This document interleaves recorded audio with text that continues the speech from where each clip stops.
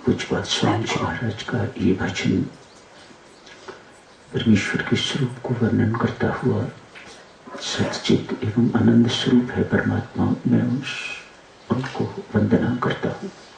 वंदे रामम, उनको राम शब्द से संबोधित करके तो मैं वंदना करता हूँ। गीता जी में भी सदक्षणों आज भगवान के स्वरूप का ही वर्णन है। 10वें अध्याय का शुभारंभ होता है विभूति योग नामक 10वां अध्याय। विभूति अर्थात विशिष्टता, विशेषताएं, वैचित्र, जो कुछ भी अद्भुत सा दिखाई देता है भगवान श्री इस अध्याय में वर्णन करेंगे। वह सब कुछ मुझसे है। इंसान में मैं इस रूप से हूं, पीपल के पेड़ में ऐसा हूं, चंद्रमा में ऐसा हूं, सूर्य में ऐसा हूं। ये सब विभूतियां, विशेषताएं, विशिष्टताएं भगवान श्री इस अध्याय में वर्णन कर रहे हैं। अर्जुन का कोई प्रश्न नहीं है, पर अर्जुन की प्रीति पर भगवान श्री डुले हुए हैं, मुक्त है। तुझ मुझसे प्रीति करने वाले को मैं अव्यय को बताऊंगा।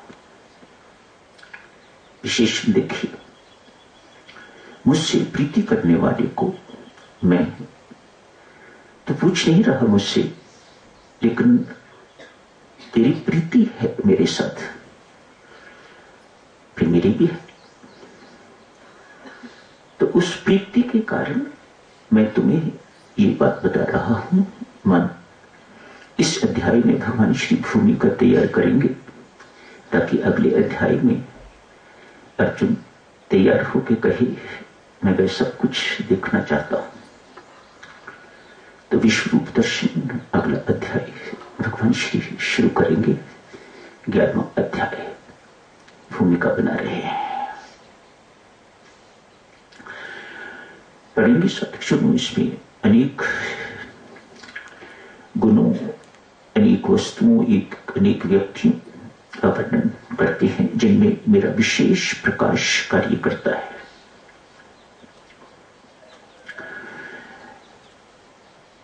कुछ एक दृष्टांतों के माध्यम से इनको समझने की कोशिश करते हैं। राजा अकबर और बीरबल कहीं जा रहे हैं। रास्ते में बीरबल ने तुलसी का पौधा देखा, मत्था टेका, प्रणाम किया। अकबर ने पूछा क्यों प्रणाम कर रहे हो इस पौधे को? कहा ये तुलसी माता है। तो इनमें आपस में नोक झोंक चलती रहती थी। अकबर कुछ ना कुछ छेड़छाड़ करते रहते थे और बीरबल बहुत सुंदर उत्तर उड़े देते थे। कहा इस नन्हे से पौधे को क्यों प्रणाम कर रहे हो, क्या है इसमें? कहा ये तुलसी माता है। अकबर ने कहा बड़ी विचित्र बात है, हिंदू कैसे हैं? कभी तुलसी को माता कहते हैं, कभी गौ को माता कहते हैं, कभी पृथ्वी को माता कहते हैं, पर जो माता है वो माता है ही। मैंने सुना है ये परमात्मा को भी माता कहते हैं, मां कहते हैं। कितनी माए हैं हिंदुओं की।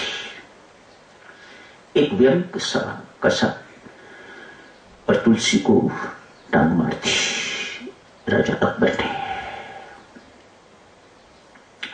बुरा लगा बीरबल को, लेकिन परमेश्वर ने सदा बीरबल का साथ दिया है, खासकर राजा अकबर की बुद्धि को ठीक करने के लिए, तंदुरुस्त सात्विक रखने के लिए। आगे चलते गए तो बिच्छू बूटी दिखाई थी। यहां बहुत होती है बिच्छू बूटी, आप लोग चटनी भी बनाते हो बिच्छू बूटी की। कहते हैं पेट की एसिडिटी के लिए बहुत अच्छी मानी जाती है, हाइपरसिडिटी जो होती है। बीरबल ने उसे प्रणाम किया बिच्छू बूटी को। अब ये कौन है? अकबर ने पूछा। ये हमारे पिताश्री हैं, इसलिए भिक्षुबूटी को प्रणाम किया। बादशाह अकबर ने उसे ऐसे ही टांग मार दी जैसे तुलसी को मारी थी। भिक्षुबूटी के स्पर्श करने से सारे शरीर पर, विशेषतः जहां स्पर्श किया जाए वहां खारिश शुरू हो जाती है, खुजली शुरू हो गई। राजा अकबर खारिश कर रहे हैं। एक ऐसा बाप है तुम्हारा। राजा अकबर बीरबल को कहता है, मेरे सारे शरीर पर खारिश। कहा, बादशाह सलामत, आपने मेरी मां का अपमान किया था, पिता ने बदला लिया है, कैसे ठीक होगी? राजा अकबर पूछते हैं, ये कैसे ठीक होगी? कहा, चलो मेरी मां के पास क्षमा मांगो, तब ठीक हो जाएगी। कहते हैं हरिदास जी, सुना है ऐसा कि तुलसी का रस लगाने से जहां खारिश होती है भिक्षुबूटी के साथ में ठीक हो जाती है। विभूति योग, ये परमात्मा की विभूतियां हैं। आज तुलसी के लिए कहा है, कल को पीपल के लिए कहेंगे। पूज्य है पीपल, ब्रह्मा जी का निवास स्थान माना जाता है, वास माना जाता है पीपल पर। वृक्षों में का पीपल, पीपल का पेड़। आप विभूति योग में ऐसी बातें अनेक पढ़। हम लोग ऐसे नहीं मत्थे टेकते पीपल को, तुलसी मां की पूजा ऐसे नहीं करते। कारण है इनके पीछे, भगवान श्री ने स्वयं कमिट किया हुआ है, स्वयं कहा हुआ है इन चीजों के लिए कि इनमें मेरा वास है, विशेष वास है इन चीजों में मेरा, तभी हम इनकी पूजा करते हैं। हिमालय पर्वत इतना उच्च है, पर्वतों में मैं हिमालय पर्वत हूं। अनेक सारी बातें इस विभूति योग में पढ़ोगे आप। तुलसी की महिमा देवी सज्जनों और थोड़ी वर्णन करते हैं। एक राजा के पास एक युवक मुसलमान नौकर है, बड़ी देर से नौकर है, राजा की निजी सेवा करता है। आज क्या देखते हैं कि उस युवक के गले में तुलसी की माला। मुसलमान है। राजा बहुत चकित देख, पहले कभी देखी नहीं, शायद ध्यान से देखा नहीं पहले कभी, कब से है पता नहीं, लेकिन आज दृष्टि तुलसी की माला जो गले में डाली हुई थी उस पर पड़ी। पूछा, क्या तुम हिंदू हो गए हो? राजा ने पूछा। नहीं साहब, फिर ये तुलसी की माला क्यों गले में डाली हुई है? तुलसी की माला तो हिंदू डालते हैं, देवी देवताओं के गलों में डाली जाती है, इससे नाम जपा जाता है, इत्यादि इत्यादि। एक मुसलमान युवक ने इसे क्या करना, क्यों डाली हुई है गले में? युवक कहते हैं, साहब एक बड़ी विचित्र घटना मेरे से घटित हुई, आप कहो तो मैं आपको वर्णन कर सुनाऊं? राजा ने कहा, सुनाओ। आप बीती, ये मुसलमान आप बीती सुना रहा है। कहते हैं कुछ वर्ष पहले मैं कहीं घूम रहा था, तो मुझे, जिन्हें आप लोग, राजा को कहा, जिन्हें हिंदू लोग यमदूत कहते हैं, छाया, दो मुझे विचित्र छाया दिखाई थी। आप लोग उनको, हिंदू लोग उन्हें यमदूत कहते हैं। ये मुसलमान सुना रहा है। मैंने अनुमान से समझा कि ये वही है। मैंने उनको प्रणाम किया, पूछा, आप किस काम से यहां पधारे हैं? यमदूत का तो एक ही काम है, जिसकी मृत्यु होती है उसके आत्मा को, उसके इस जीवात्मा को वे ले जाते हैं, इसी काम के लिए वो आते हैं। यमदूतों को लगा कि शायद ये समझने लग गया है कि मेरी मृत्यु आ गई है। वो हिंदू मुसलमान थोड़ी देखते हैं, तो हिंदू है, मुसलमान है, सिख है, ईसाई है, उनको तो सबको ले जाना ही ले जाना है। हिंदू मुसलमान सिख ईसाई तो हमारे बनाए हुए हैं ना, उनके लिए तो सब मर गया, उसका जीवात्मा उन्होंने यमपुरी ले जाना है। कहा तेरी मृत्यु नहीं है, तुझे लेने के लिए नहीं आए। फिर कहने लगे मेरे साथ उनका वार्तालाप हो रहा है, कोई अल्लाह की कृपा, ऐसा कुछ उसकी मेहर मेरे ऊपर कि इस प्रकार का मेरे साथ घटना घटित हुई। अभी अभी एक युवक बैलगाड़ी पर आएगा, यमदूत सुना रहे हैं, एक युवक बैलगाड़ी पर आएगा, एक खड्डा है, इसमें बैल फंसेगा, तो जो बैलों को बांधने वाला ऊपर जुआ लगाया हुआ होता है वह उखड़ेगा और उखड़ के बैल बीच में से निकल जाएगा, दोनों निकल जाएंगे। एक बैल, खूंखार बैल, इसके पेट में अपना सींग मारेगा और इसकी मृत्यु हो जाएगी, हम उसका जीवात्मा लेके चले जाएंगे। मुसलमान कहता है राजा साहब, मैंने इन दोनों यमदूतों से कहा, हाथ जोड़ के कहा, अगर आप इजाजत दो, आपकी अनुमति हो, तो क्या मैं ये सब कुछ अपनी आंखों से देख सकता हूं? इजाजत मिल गई। मैं एक पेड़ की ओट में खड़ा हो गया ये देखने के लिए, जो कुछ उन्होंने वर्णन किया था बिल्कुल वैसा ही हुआ। बैलगाड़ी आई है, भागती भागती आई है, खड्डे में पांव पड़ा है, सब कुछ जैसा बताया था वैसा हो गया।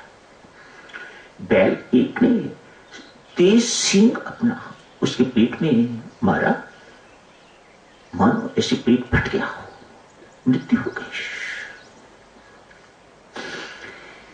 लेकिन यमदूत वैसे के वैसे ही खड़े हैं, गे नहीं है। तो मुसलमान लड़का कहता है, मैंने उनसे पूछा कि आप गए क्यों नहीं? उन्होंने कहा जहां इसकी मृत्यु हुई वहां तुलसी का पौधा था, और जहां तुलसी का पौधा होता है वहां हमारी चलती नहीं है। ऐसे नहीं हम हिंदू अपने घरों पे तुलसी का पौधा रखते, कारण है इनके पीछे, हमें पता है या नहीं पता है वह दूसरी बात है, लेकिन कारण है इनके पीछे। वे यमदूत कहते हैं जहां तुलसी का पौधा होता है उस व्यक्ति की सदगति हुआ करती है, उसे पार्श्विक लेने के लिए आते हैं। अभी हमारे सामने वे आए थे, आके तो जीवात्मा को अपने साथ ले गए। मानो ऐसे जीवात्मा को हम यमपुरी में या नरकपुरी में नहीं ले जा सकते। ये यमदूत तो जिनको यमपुरी में ले जाना हो, जिनको यम की यातनाएं देनी हो, जिनको नरक की यातनाएं देनी हो, उन्हें लेने आते हैं। राम नाम के उपासक को यमराज यमदूत लेने के लिए नहीं आते, उन्हें लेने के लिए पार्षद आते हैं, परमात्मा के पार्षद आते हैं। परमात्मा रथ भेजता है या किसी को स्वयं भी लेने के लिए परमात्मा आते हैं। ये राम नाम की महिमा है। राम नाम के उपासक को यम की यातनाएं यमपुरी में यमराज के पास नहीं जाना पड़ता, ऐसा शास्त्र कहता है। तुलसी का पौधा भी यहां हो, उसे परमात्मा के पास लेने के लिए आते हैं, हम उसे यमपुरी नहीं ले जाते। मन ही मन सोचा तुलसी का पौधा मैं अपने घर में लगा नहीं सकता, लेकिन उस दिन से लेके आज तक मैं तुलसी की माला पहनना नहीं छोड़ता, तुलसी की माला पहन के रखता हूं ताकि मेरी सदगति हो। वैसे तो मुझे पता नहीं, वो बहिश्त और दोज़ख कहते हैं, उर्दू के शब्द हैं। बहिश्त अर्थात स्वर्ग, उनके लिए दो शब्द ही हैं, या स्वर्ग में जाते हैं या दोज़ख नरक में जाते हैं। मैं बहिष्ट में जाऊंगा या नरक में जाऊंगा मुसलमान होते हुए मुझे पता नहीं है, लेकिन तुलसी की माला जैसा उन्होंने मुझे कहा है, तुलसी की माला पहने हुए मुझे पक्का यकीन है कि मैं दोज़ख में नहीं जाऊंगा, मैं बहिष्ट में जाऊंगा। तो इसी बहाने मुझे स्वर्गलोक के मालिक, देवलोक के मालिक के दर्शन हो जाएंगे। तब से लेके राजा साहब मैं इस माला को पहनता हूं। यहां तो शायद तुलसी उगती नहीं है, लेकिन नीचे प्रत्येक हिंदू घर में जो पुराने लोग हैं, नई पीढ़ियां तो बदल रही हैं, पर पुराने लोग जितने भी हैं साक्षी लोग, वे सब अपने घर में तुलसी का पौधा लगाते हैं।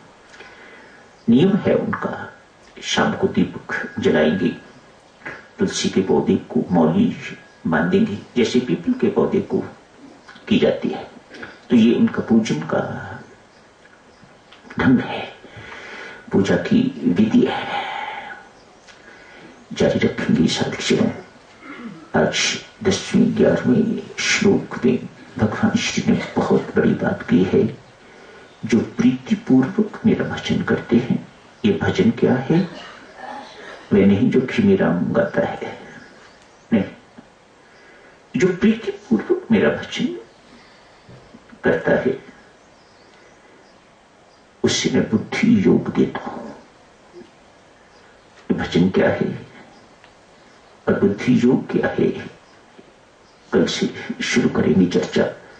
आज यही समाप्त करने की इजाजत दीजिएगा। धन्यवाद।